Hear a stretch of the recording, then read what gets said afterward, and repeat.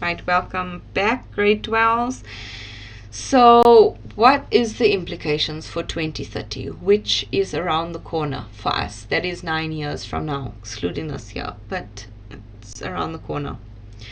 South African citizens are beyond battle weary as their day-to-day realities continue to be marred by social incidents and multi-layered structural inequalities, of which the triple challenge, unemployment, poverty, and inequality, continue unabated.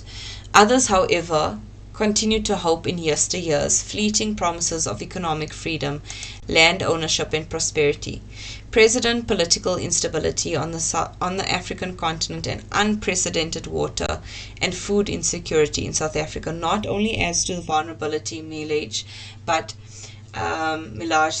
fundamentally reconfigured the scope, nature, and extent of the in-provincial and cross-border migration into the country.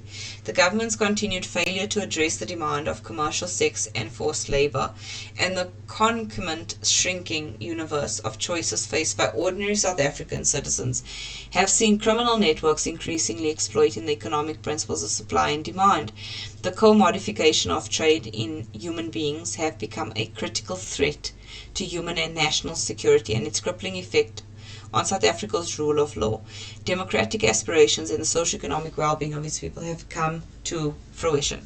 So this is speaking of a apocalyptic future, that everything has erupted and thus is taking over our society.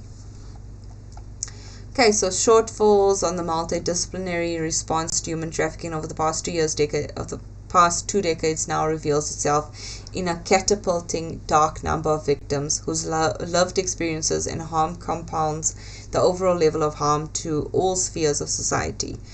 Right, so here they're speaking of the different elements as well: drug abuse, complex trauma, HIV, suicide, all of these sort of emerging from all of this, and the lack of comprehensive criminal justice response continually to fuel impunity and serve as positive feedback for global criminal networks. So again, what he's speaking of is somewhat perplexed and saddened realities that we deal with. That recent case with SAPS, the South African Police Services, where they were hacked.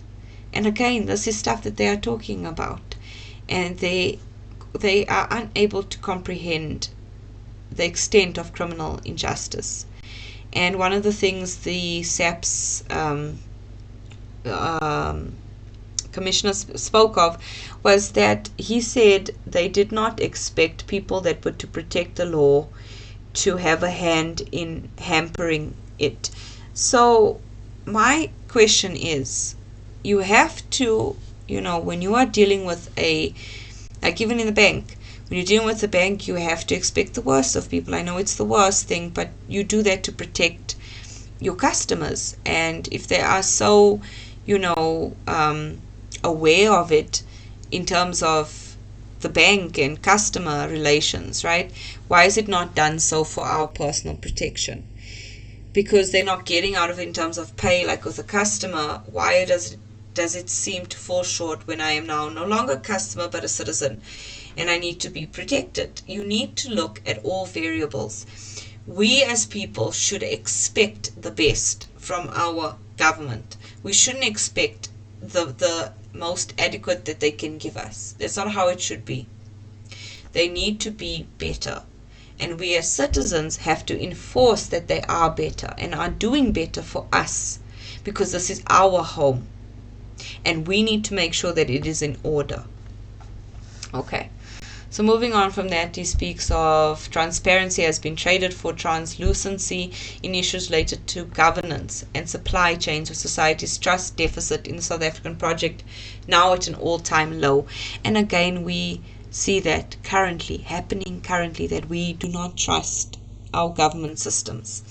And we have these disillusioned masses that increasingly turn to xenophobia and public violence in a desperate attempt to ventilate frustrations, right? So this leads into xenophobia as well, in that we are fighting for against human trafficking, and a lot of it has a large pool in international waters. So any immigrant or international person coming into the country, we would see as a threat. Okay, so we call them these disillusioned masses that are prejudiced and will believe every person is out to ultimately exploit and manipulate us, and that's not always the case. So carries on to explain the different sort of effects that these disillusioned masses and the foreign sort of use of human trafficking would then lead to. Okay, so moving on towards a disruption of current trends. Ideologically slanted, oversimplistic, and reductionist explanations of who, what, when, where, why, and how of human trafficking must be set aside. So when unpacking it, we have this different ways of seeing it, a different idea of seeing human trafficking. It's been oversimplified. It's really reduced to its base form and hasn't been looked at all the different ways in which people can be abused and manipulated.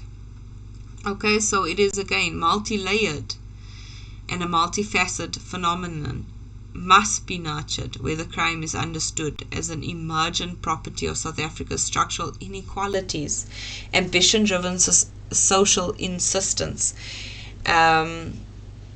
greed, power. So all of these things, right, constitutes human trafficking and what leads to it. It's not this oversimplified idea that if I am out late at night or if I'm in an unsafe space, they're going to kidnap me. No, sometimes it's a bit more organized than that, in which people will organize that they want, let's say, 10 children, and they want 10 children of this color, of this body type, of this and whatever. Okay, let's say their customers on their site has given them descriptions of which children they would want, so they would organize it. So sometimes it's not always about yes, being safe will protect you. Yes, don't ever doubt that, it will. But sometimes they will make a plan to find you. And you need to know that you will be safe under the law, right? You will be sort of found within a certain reasonable time. You can count on your law enforcement, right? That's what we want. Even though we don't see it, but that's what we want. And that's what, as citizens, we should fight for. And research like this allows us to have knowledge. And knowledge is power. With that power, we can do so much. By teaching other people about it. And having the masses have one shared ideology. Keeping us together through it. Right? So then it goes into the criminal justice system, which is what I explained. And the government's response to all of this as well. Individual organizations that could also be started in communities to help it. Educational systems such as this project is part of this, right? And getting us to sort of go forward more knowledgeable. Partnerships between public and private. Different companies can get involved. Right. So I just want to go through his concluding remarks. So you can speak about all these different things, and again, you'll have this document to look at your leisure. Concluding remarks, he says, when confronting complex social ills in a complex and pluralistic society, a range of opposing views are bound to be evoked. Human trafficking in particular represents such a phenomenon which has garnered a variety of interpretations, many of them conflicting. These include human trafficking as slavery, legal migration, and so on and so forth. So opposing views and ideas are an inseparable part of human trafficking. Okay? And what he says, what they include, right? And so what he is saying is that finally, in the effort to cultivate collective compassion and local cohesion, the words of Martin Luther King Jr. is worth contemplating. In a real sense of all life is interrelated. All men are caught in an inescapable network of mutuality, tied in a single garment of destiny. Whatever affects one directly affects all indirectly. I can never be what I ought to be until you are what you ought to be, and you can never be what you ought to be until I am what I ought to be. This is the interrelated structure of reality. Right? A luta continua. The struggle continues. So what he is saying is that even though we feel like this doesn't impact us, other people's experiences, other people's things inadvertently will affect us, right? And you can look at the different ways in which that narrative fits into your own understanding. Okay, and then this is just to go over the references on generally how references are done in a bibliography. I just want to go through the first one. You would have the authors labeled here and the year that something was taken from. Then you would have the name of it, and in cases of a book you'd have the publisher.